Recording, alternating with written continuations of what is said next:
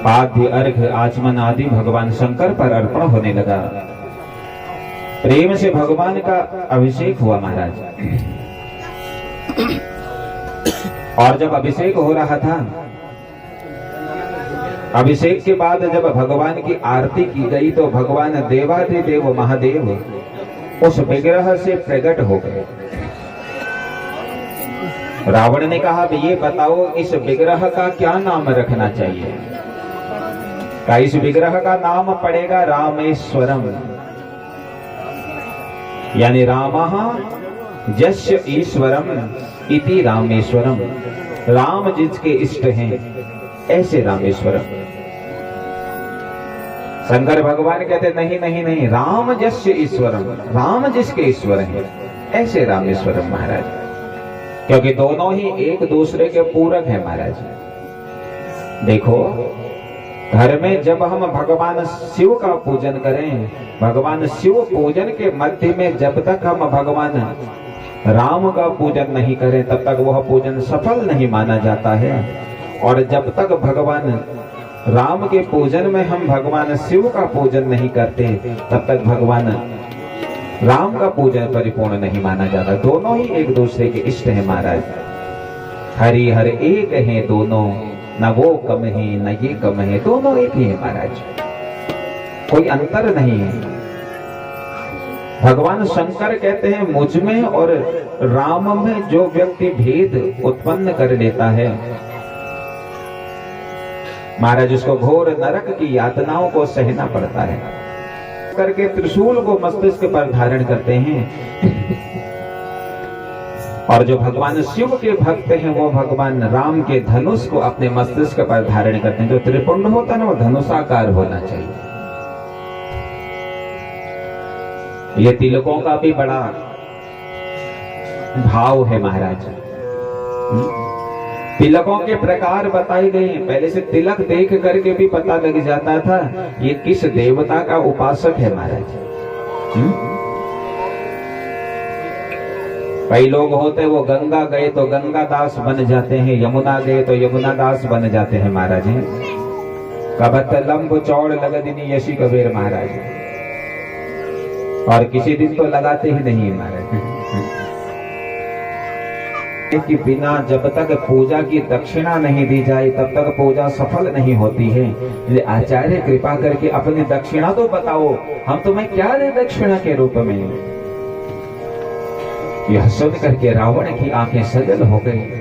दोनों आंखों से अश्रुधार रावण के बहने लगे। हाथ जोड़ करके रावण कहता है कि प्रभु, अगर आप मुझे दक्षिणा देना चाहते हो, एक वचन रूपी दक्षिणा आप मुझे दे दो। जब अंत समय मेरा आएगा, उस अंत समय में मेरे यजमान मेरे सामने खड़े हों, मुझे दर्शन दें, यही मेरी दक्षिणा होगी प्रभु। अंत समय जब मेरे शरीर से प्राण निकले, उस समय आपके मैं दर्शन कर सकूं। भगवान ने तथास्तु का वरदान दिया। पुनः आचार्य रूप में भगवान ने रावण के पैर छुए हैं और रावण ने कहा, विजयी भवः, विजयी हो जाओ, जाओ, तथास्तु विजयी भवः। तुरंत ही प्रेम से हमारे राम जी ने सीता को रथ में बैठाया और रावण फिर पुनः लंका की तरफ चल पड़े महाराज। यहाँ शंख निनाद बज चुका है, लंका में पूरी सेना प्रवेश हो चुकी है महाराज। लंका सेना में पहुंची है। राम जी ने पुनः एक बार विचार बनाया, चलो एक बार और रावण को संभलने का मौका देना चाहिए, क्या पता मान जाए महाराज। शांति से अगर कोई काम चल जाए तो उसको शांति से ही पूर्ण कर लेना चाहिए। और इस बार शांति दूत बना करके किसको भेजा है? अंगद को भेजा है। तो आइए प्रवेश करते हैं लंका कांड के 16वें दोहे में। अंगद को भेजा है। श्री राम जय राम, जय जय राम, श्री राम जय राम, जय जय राम, श्री राम जय राम, जय जय राम, श्री राम जय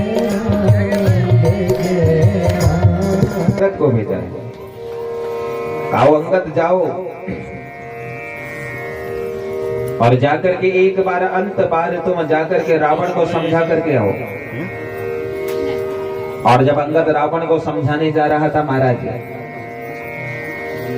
तो दरवाजे पर मेघनाद के साथ अंगद की भेंट होती है, अंगद की मुलाकात होती है। मेघनाद पूछता है कौन हो तुम? कहा मेरा परिचय क्या जानते हो, मेरे इष्ट के परिचय से मुझे जानिए। मैं राम का दूत हूं। क्यों आए हो? तुम्हारे पिताजी को समझाने के लिए आया हूं। कितना बल है तेरे भीतर अंगद? अंगद कहता है मेरा अपना कोई बल नहीं है, सारा बल मेरे रघुनाथ का बल है। मेरा अपना कुछ नहीं है, क्योंकि दास का अपना कुछ नहीं होता, सेवक का अपना कुछ नहीं होता है, वो तो उसके रघुनाथ का होता है महाराज। ये हमें समझा रही है कथा, हमारा अपना कुछ नहीं है, जो कुछ है वो सिर्फ और सिर्फ हमारे रघुनाथ का है, हमारे इष्ट देवता का है। जो भी हमें मिला है वो सिर्फ और सिर्फ हमारे रघुनाथ की कृपा से हमें मिला है। इसलिए जो मिला है उसे रघुनाथ का प्रसाद समझ करके स्वीकार करना चाहिए। प्रसाद समझ करके अगर स्वीकार करोगे तो वृद्धि होगी, अहंकार करके अगर स्वीकार करोगे तो अवृद्धि होगी महाराज। जो बल हमें भगवान ने दिया है, अगर उस बल को भगवान का प्रसाद समझे तो और बढ़ेगा। जो धन हमको भगवान ने दिया है, अगर उसको भगवान का प्रसाद समझ करके रखेंगे और बढ़ेगा। जो सुंदरता हमको भगवान ने दी है, हम भगवान का प्रसाद समझ करके स्वीकार करेंगे तो और बढ़ेगी। जो प्रेम हमको भगवान ने दिया है, अगर भगवान का प्रसाद समझ करके रखेंगे तो और बढ़ेगा महाराज। प्रसाद समझ करके अगर स्वीकार करोगे तो जीवन में वृद्धि होगी, अहंकार समझ करके स्वीकार करोगे तो जीवन में पतन होगा महाराज। अंगद ये भी कह सकता था कि मैं बहुत ज्यादा बलशाली हूं, मेरे भीतर इतना बल है कि मैं कुछ भी कर सकता हूं,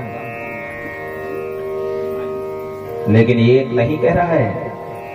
कह रहा जो बल मेरे पास है वो मेरा बल नहीं है, मेरे रघुनाथ का बल है। फिर रावण प्रश्न पूछता है कौन बाली?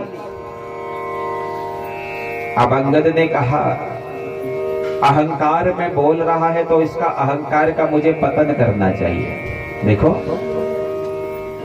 अगर कोई तुमसे द्वेष भरी वाणी में बात कर रहा है तो आप भी अगर द्वेष भरी वाणी में बोलोगे तो महाराज उसमें और तुम में कोई अंतर नहीं रहा। कोई अगर तुमको गाली दे रहा है, अगर तुम भी उसे गाली दे दोगे तो उसमें और तुम में कोई अंतर नहीं रहा। एक आंख में दबा करके 7 बार समुद्र परिक्रमित कर चुका था, उसी बाली का मैं बेटा हूं। रावण कहता यहां क्यों आए हो?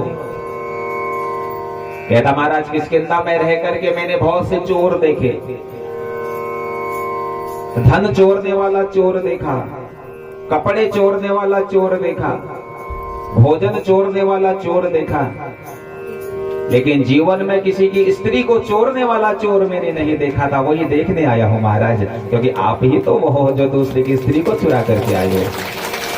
सारे चोर आज तक देखे थे महाराज, बस एक चोर नहीं देखा था जीवन में, और वो जो दूसरे की स्त्री को चुराए, आज वही चोर को देखने आया हूं। ओहो। रावण कहता है समय है, अभी भी मेरे शरण में आ जाओ, राम को छोड़ो और मेरे तरफ आ जाओ। कहां वो और कहां मैं? अरे उसमें और मुझ में बहुत अंतर है। अंगद बोला ठीक कहते हो महाराज, कोई बराबरी कर भी नहीं सकता, कहां वो और कहां आप महाराज। अरे महाराज उनका एक बानर पूरा समुद्र पार कर गया, और आपके द्वारा उनके भाई के द्वारा खींची गई एक रेखा पार नहीं हो पाई। कहां वो और कहां आप महाराज। सारा समुद्र पार एक छोटा सा बंदर उनका कर गया, और महाराज आपके भीतर इतना सामर्थ्य नहीं था कि उनके भाई के द्वारा खींची गई एक रेखा को आप पार कर पाए। कहां वो और कहां मैं महाराज। उन्होंने एक बंदर भेजा, आपका पूरा परिवार उसे बांधने में लग गया, फिर भी वो नहीं बंध पाया। और उन्होंने महाराज, उनके बानरों ने उनके नाम के पत्थर समुद्र में फेंक करके सेतु बांध दी। कहां वो और कहां आप महाराज। आप में और उसमें, उनमें तो कोई बराबरी नहीं हो सकती। अगर मैं आपकी शरण में आऊंगा तो संसार में लटक जाऊंगा, और अगर मैं उनकी शरण में जाऊंगा तो संसार से तर जाऊंगा। कहां वो और कहां आप महाराज। आप डुबाने वाले हो, वो तारने वाले हैं। कहां वो कहां आप महाराज। आपकी शरण में रहूंगा तो केवल और केवल द्वेष करना सीखूंगा, उनके शरण में रहूंगा तो प्रेम करना सीखूंगा। कहां वो कहां आप महाराज। कहां उनसे आप अपनी तुलना कर रहे हो। दिया लक्ष्मण को सेना नायक बनाया, और जामवंता आदि सारे के सारे बानर अलौकिक उस सेना को सजा करके अब आगे बढ़ रहे हैं महाराज। और जब आगे बढ़े हैं, बड़ा भयंकर युद्ध हुआ है। मेघनाद के साथ हमारे लक्ष्मण का बड़ा भयंकर युद्ध हुआ महाराज। मायावी मेघनाद माया को रचने लगा, और मेरे लक्ष्मण उस माया को काटने लगे महाराज। और एक ऐसा ब्रह्मास्त्र मेघनाद ने हमारे लक्ष्मण की तरफ छोड़ा। ब्रह्मास्त्र लगते ही लक्ष्मण मूर्छित हो गए महाराज। सारे के सारे बानर लक्ष्मण को पकड़े हैं, और पकड़ करके सारे के सारे बानर लक्ष्मण को लेकर, उठ मेरे भैया, देख लक्ष्मण, हम 3 लोग जंगल में आए थे लक्ष्मण। सीता का हरण तो पहले ही हो गया, और केवल तू मेरा सहारा था। आज तो भी मुझको छोड़ करके चला गया। क्या मुंह लेकर के मैं आज अयोध्या की तरफ जाऊंगा। 14 वर्ष बाद जब मैं अयोध्या वापस लौटूंगा तो तेरी माता को मैं क्या जवाब दूंगा। लखनवा नहीं जाना ओ लक्ष्मण भैया जी ना लगे, उठ खड़ा हो लक्ष्मण भैया जी ना लगे। लखनवा नहीं जाना कि जी ना लगे।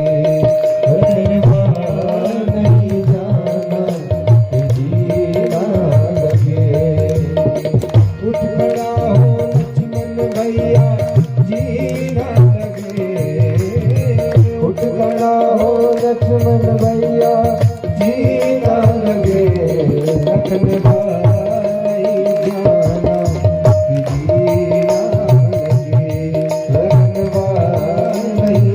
जाना जी ना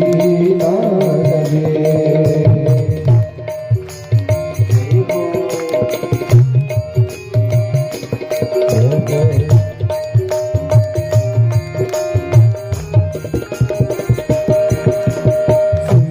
लक्ष्मण भैया रोएगी मेरी मैया। सुन ले लक्ष्मण भैया रोएगी मेरी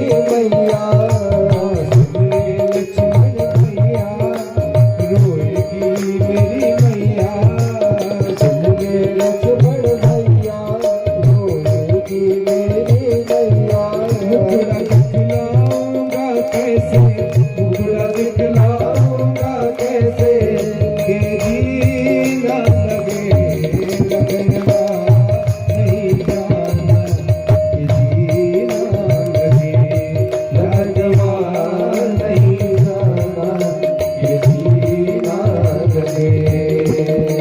उठ खड़ा हो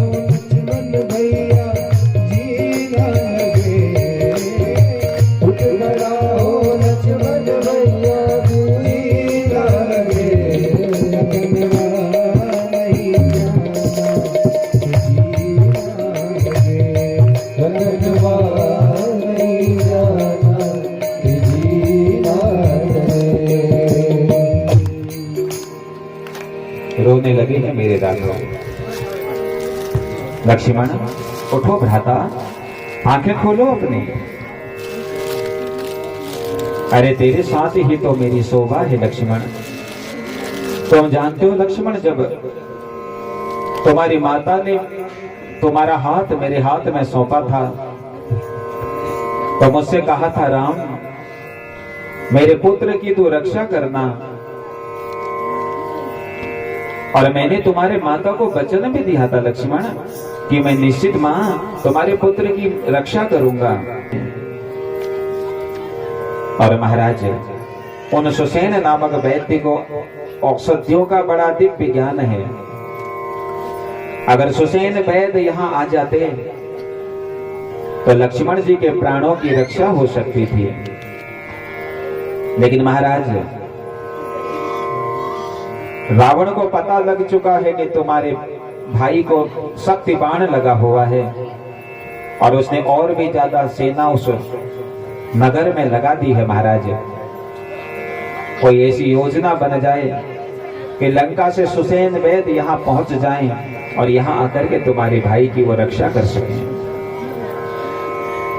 हनुमान ने कहा, महाराज मुझे आज्ञा दीजिए, मैं जाता हूं और मैं जाकर के फिर सुसेन वैद्य को लेकर के आता हूं। राघव को प्रणाम करके हनुमान जी लंका में प्रवेश हुए हैं और लंका में जाकर के सुसेन वैद्य को लेकर के आए हैं। सुसेन वैद्य ने जब नब्ज देखी महाराज, समझ गए कि लक्ष्मण को शक्ति बाण लगा है। तुरंत ही कहते, महाराज तुम्हारे भाई को शक्ति बाण लगा हुआ है, और अगर तुम चाहते हो कि तुम्हारा भाई पुनः जीवित हो जाए, संजीवनी बोटी को लेकर के आना पड़ेगा। और द्रोणगिरी पर्वत से अगर संजीवनी नाम की बोटी अगर आ जाए, उसी संजीवनी बोटी के माध्यम से तुम्हारे भाई के प्राणों की रक्षा हो सकती है। कौन लेकर के आएगा संजीवनी बोटी? बोले महाराज ज्यादा समय भी नहीं है, अगर सूर्योदय होने से पहले पहले अगर संजीवनी बोटी नहीं आई तो शायद ही ये बच पाएंगे, इसलिए सूर्योदय होने से पहले संजीवनी बोटी लानी पड़ेगी। हनुमान ने कहा, मुझे आज्ञा दीजिए, मैं लेकर के आता हूं। भगवान ने हनुमान को कंठ से लगाया। हनुमान, जब जब मेरे जीवन में कोई विपदा आई है तब तब हनुमान तू सहायक बना हुआ है। तुरंत चल पड़े हैं हनुमान संजीवनी बोटी लेने के लिए, लेकिन मार्ग में एक असुर जिसका नाम काल नेमी है महाराज, ये काल नेमी ने एक संत का रूप बनाया, और संत का रूप बना करके काल नेमी प्रभु नाम संकीर्तन करता है।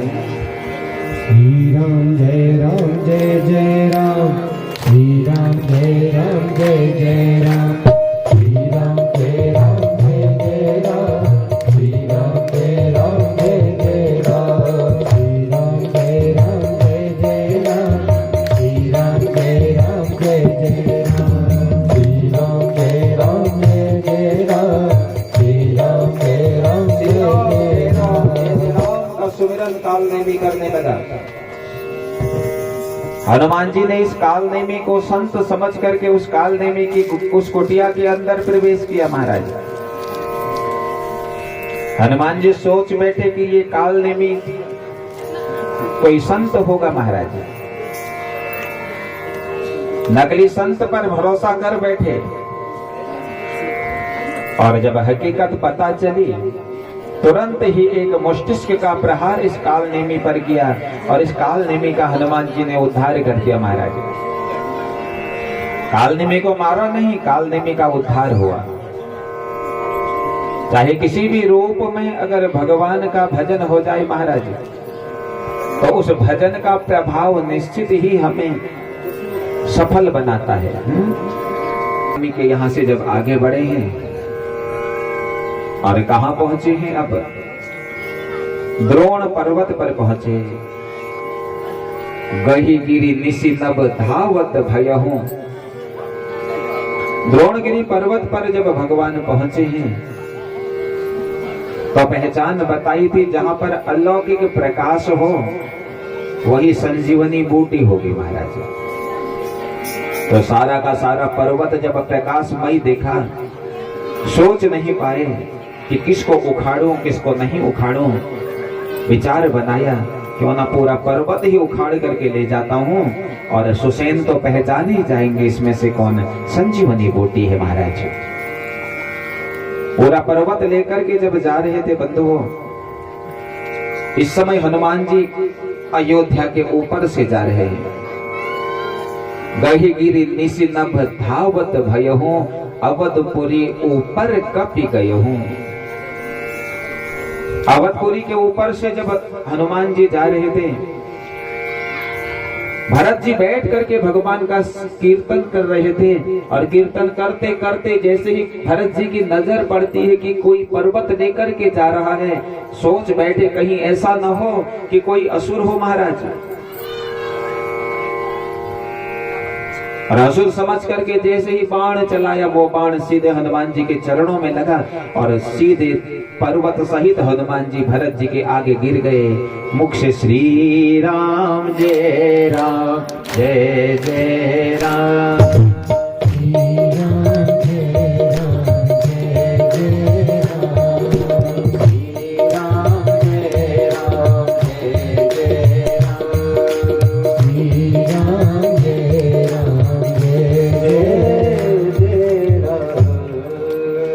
श्री राम जय जय राम हनुमान जी के जब सुना तो भरत भैया डर गए। अरे ये क्या हो गया है? अरे मैंने तो किसी राम भक्त पर बाण मार दिया महाराज। और तुरंत ही जल पिला करके हनुमान जी की मूर्छा को तोड़ा, और हनुमान जी की मूर्छा को तोड़ करके पूछने लगे कि तुम कौन हो। हनुमान जी ने सारी बात बताई। मैं राम जी का परम दूत हूं। लक्ष्मण भैया को शक्ति लगी हुई है, और केवल संजीवनी बूटी के माध्यम से वह शक्ति दूर हो सकती है। इसलिए यह शक्ति इस पर्वत को लेकर के जा रहा हूं। हनुमान जी को भरत जी ने कंठ से लगाया, और यह रात्रि का तीसरा पहर महाराज अब व्यतीत होने लगा। बैठे बैठे हमारे राघव चिंतातुर हो रहे हैं। अरे रात्रि बीत रही है, लेकिन अभी तक कपि नहीं आए हैं, अभी तक हनुमान जी नहीं आए हैं। कहीं ऐसा ना हो जाए प्रातःकाल हो जाए, प्रातःकाल तक अगर कपि नहीं आए तो क्या होगा? कभी नहीं आया राम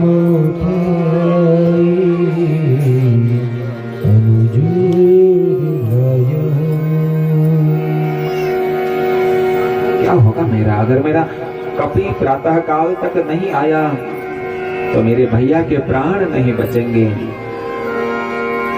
सोच रहे हैं हनुमान हमारे राघव जी।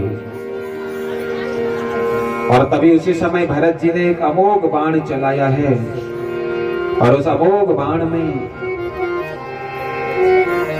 हनुमान जी को बैठाया है और पर्वत सहित उस स्थान पर जाकर के पहुंचा दिया जहां पर हमारे लक्ष्मण को शक्ति लगी हुई है।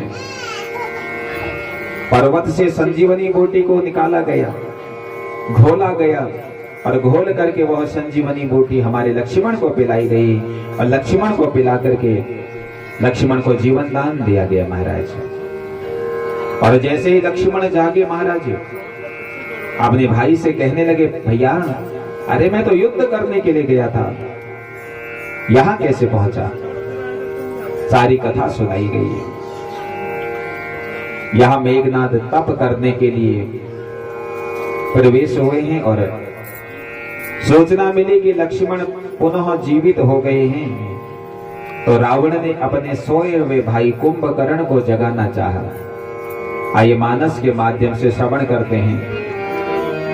जागा निश्चर देखियो कैसा, मानहु काल देह करि वैसा।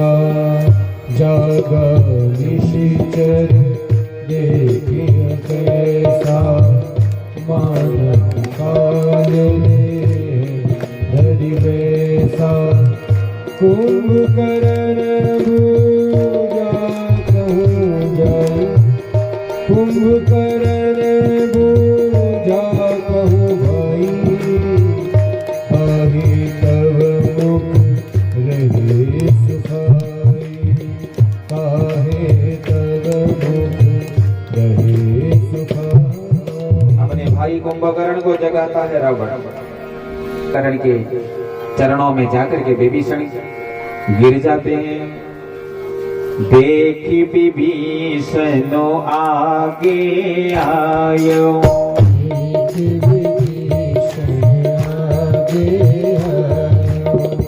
बड़े उचरने निज नाम सुनायो, बड़े उचरने निज नाम सुनायो। अनुज उठाए हृदय तेरी लायो,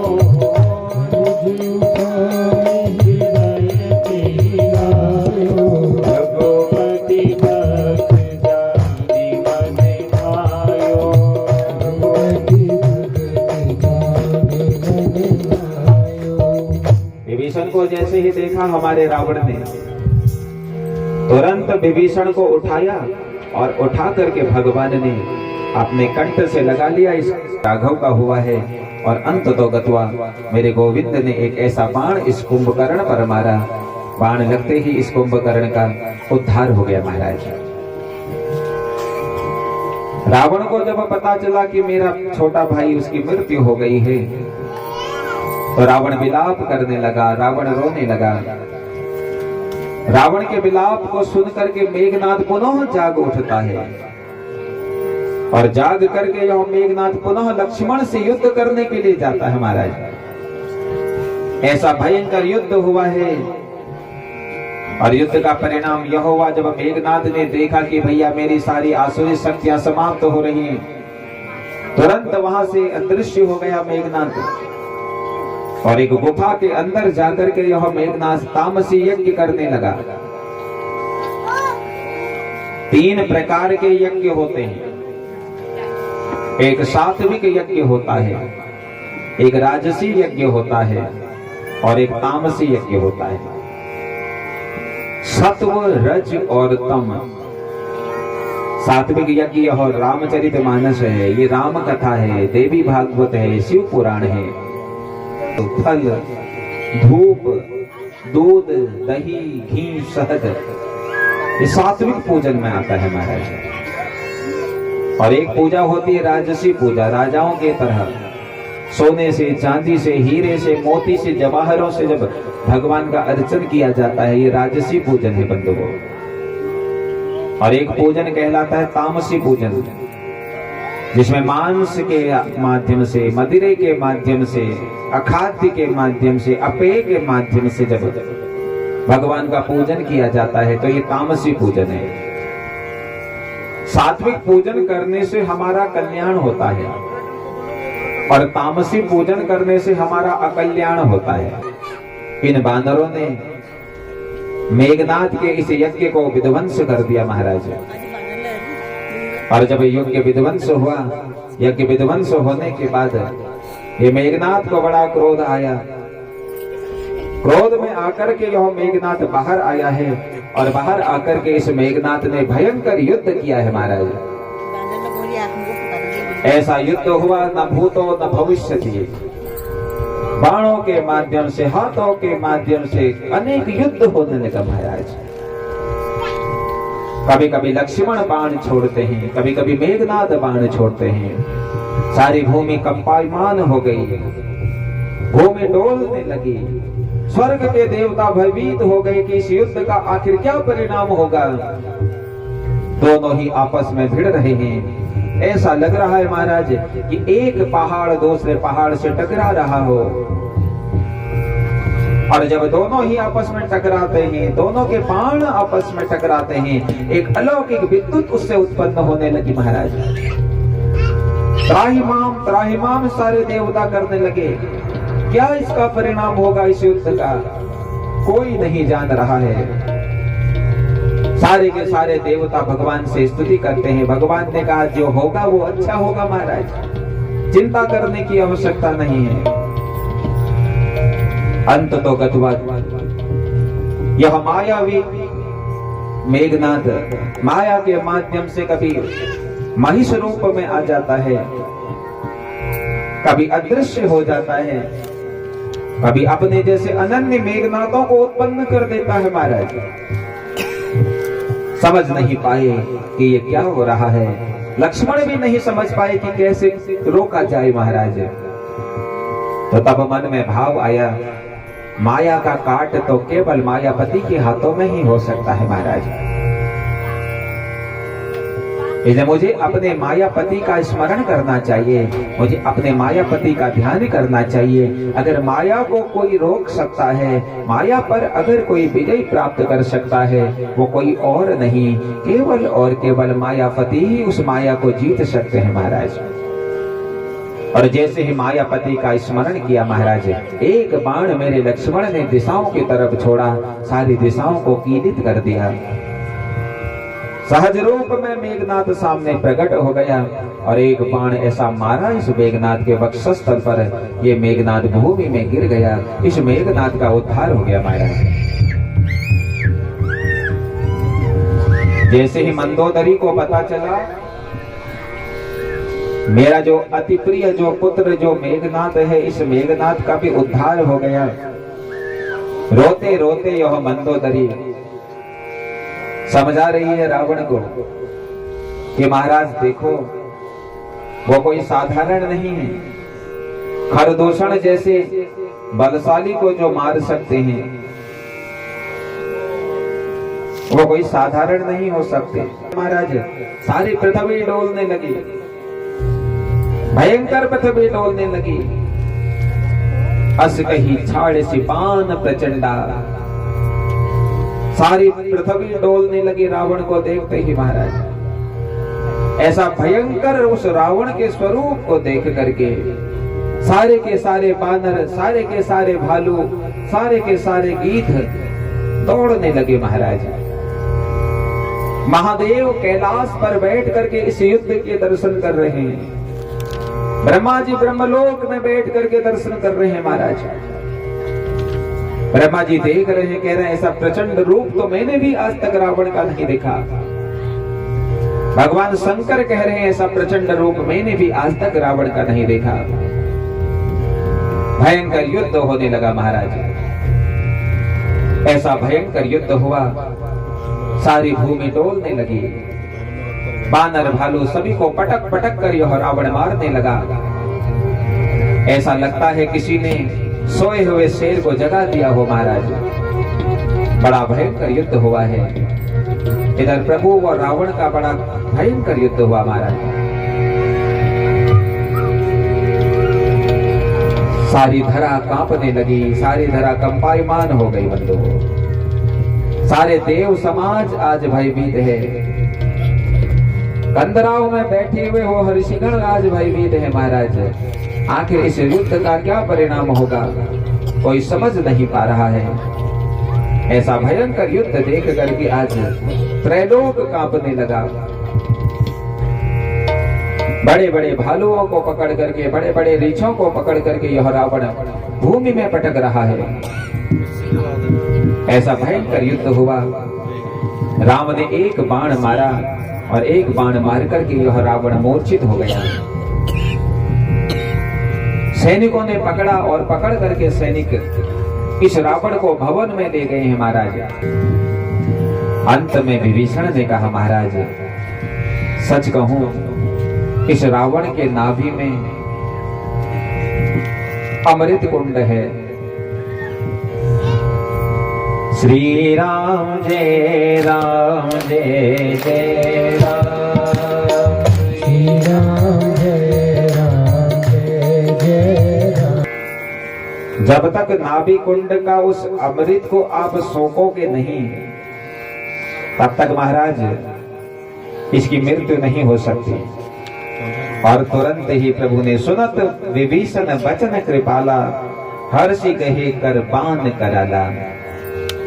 एक बाण भगवान ने इस रावण के नाभि कुंड पर मारा, और नाभि कुंड पर बाण मारते ही रावण के नाभि कुंड में विराजमान उस अमृत को भगवान ने सोख दिया महाराज। और एक बाण जोर का जैसे ही मारा, जोर का बाण मारते ही इस रावण के वक्षस्थल पर वह बाण टकराया, और बाण टकराते ही यह रावण भूमि में गिर गया महाराज। धराधाम पर यह रावण गिर गया। रावण को भूमि में गिरते देख हमारे प्रभु रावण के पास जाते हैं, और रावण के पास जाते ही आज राम और लक्ष्मण रावण के सामने खड़े हैं महाराज। दोनों को निहार रहा है, दोनों को देख रहा है, हाथ जोड़ करके भगवान को नमन कर रहा है रावण। आंखों में केवल और केवल रावण की आंखों में आंसू ही आंसू हैं बस महाराज। हाथ जोड़ करके भगवान से कहता है, प्रभु आज मेरे पास आपको चढ़ाने के लिए कुछ भी नहीं है, इतना सामर्थ्य नहीं है प्रभु अब इन हाथों में कि मैं तुम्हारे पैरों को धो सकूं। इतना सामर्थ्य नहीं है इन हाथों में अब तुम्हें मैं भोग लगा सकूं। इतना सामर्थ्य भी मेरे हाथों में नहीं है प्रभु कि मैं तुम्हारी आरती कर सकूं।